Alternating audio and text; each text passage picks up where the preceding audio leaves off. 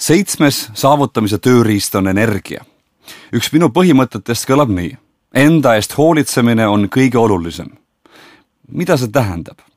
See tähendab seda, et kui ma magan ennast välja, kui ma hoian end sportides aktiivse ja energilisena, kui olen teadlik sellest ja valin targalt, mida ma söön ning ei söö enda kõhtu liiga täis, siis jaksab mu keha mind lihtsamini ning kergemini pikkadel päevadel, pingelistel tundidel ja eesmärgi suunas liikumisel aidata.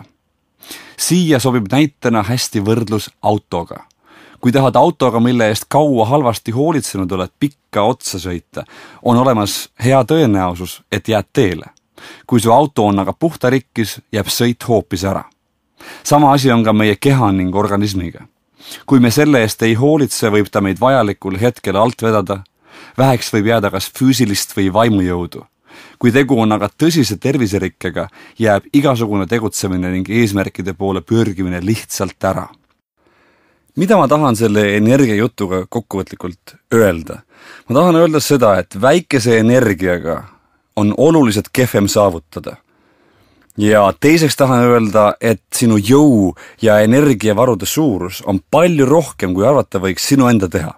Nii-öelda sinu energianupp on su enda käeulatuses. Kuidas seda keerata? 3 peamise moodusega. Esiteks puhkusega, teiseks söömisega ning 3. spordiga. Igal ühel meist on oma unerežiim, mis meile kõige rohkem istub. Arvatakse, et inimesel on vaja 7-8 tundi und.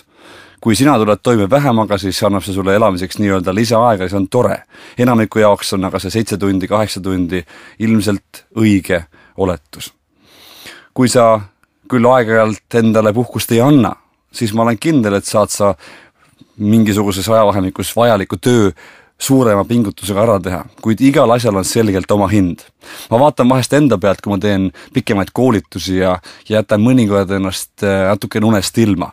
Ma saan küll selle koolitusega ilusasti hakkama, kuid see pingutus, mis on vajaliku tulemuse saavutamiseks ja see tunne, mis mind valdab peale koolitust, on võrreldamatult kehvemad tundega, mida ma kogen siis, kui ma olen ennast hästi välja maganud koolituse ajal.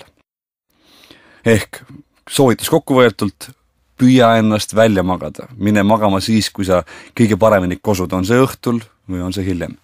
Mis söömisse puutub, siis usun, et pikaajaliselt on see parim viis energiline ja jõuline olla. Kui füüsiline aktiivsus, millest ma kohe räägin, annab kohest efekti, loob söömine nagu omalaadse energiavundamendi. Pikemat toitumisteemalist loengut ma täna siin ei arenda, vaid mainin paar peamist põhimõtet.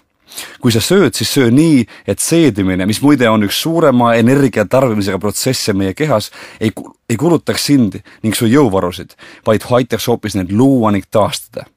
Söö pigem koguse poolest veidi vähem kui rohkem. Söö asju, mida on lihtne üheskoos seedida. Asju, mis vajavad sarnase happelisusega keskkonda sinu maos.